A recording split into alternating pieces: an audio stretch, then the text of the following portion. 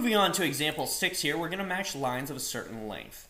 Okay, so to match lines of a particular length, we use that number of the period character between the caret symbol and the dollar sign. Okay, so we're going to use 3 different meta characters here. So for example, to match all lines that are 2 characters or columns wide, we use caret, period, period, dollar sign as a regex to search for. So we're going to do that now. On the book text file, we're going to use grep, caret, 3 periods, and a dollar sign. Okay, so grep, single quote, caret, period, period, period, dollar sign, single quote, book. Okay, so this is giving us all characters that are all lines that are exactly 3 characters wide or long. In this case, we only have one, and that's pro, right? So let's go back to our homework. Now, we're going to look at some lines that are a little bit longer. Okay, but there's a more useful and simple way to do it. Okay, so for longer lines, it's more useful to use the different constructs. So in this case, we would do single quote, caret, period, backslash, the number, so curly brace, the number of lines or characters we want to match. I'm sorry, not the number of lines, but how wide we want it to be.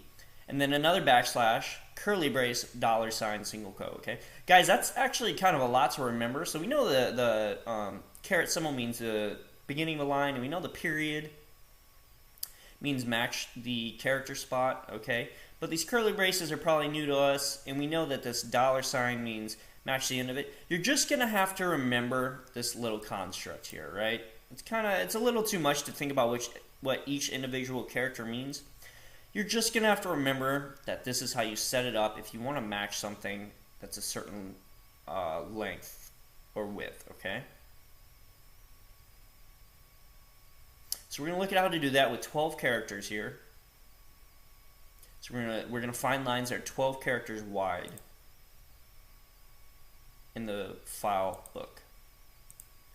So we do grep, single quote, caret, period, backslash, 12 characters wide, backslash, oop, and I forgot our curly brace here. Curly brace in front of that first after that first backslash. There we go. And then we close out that curly brace after the second backslash. Dollar sign, single quote, book. And there you go. We have exactly one line that's 12 characters long. Now, you may be looking at this and counting and thinking, well, that's not 12. But remember, every single letter, space, and even this apostrophe here counts as a character, right?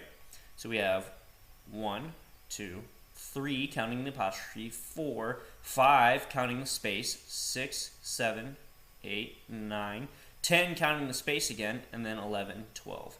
So it actually is 12 characters long because the spaces and apostrophe count. Okay. Now the end, the space after the O doesn't count as a space. That's actually the end of the line. There is technically no space after that. So we're going to look at one more way to do that, and that's actually looking at 22 characters wide, all right? So we're heading back to our virtual box here. I'm going to clear my screen real quick, get some space back. So we're going to do grep, space, single quote, caret, period, backslash, curly brace, 22 characters this time, backslash, curly brace, dollar sign, single quote on the file book. So we have exactly one line in that file, and that is continue your learning. If we count that out, that is 22 characters long.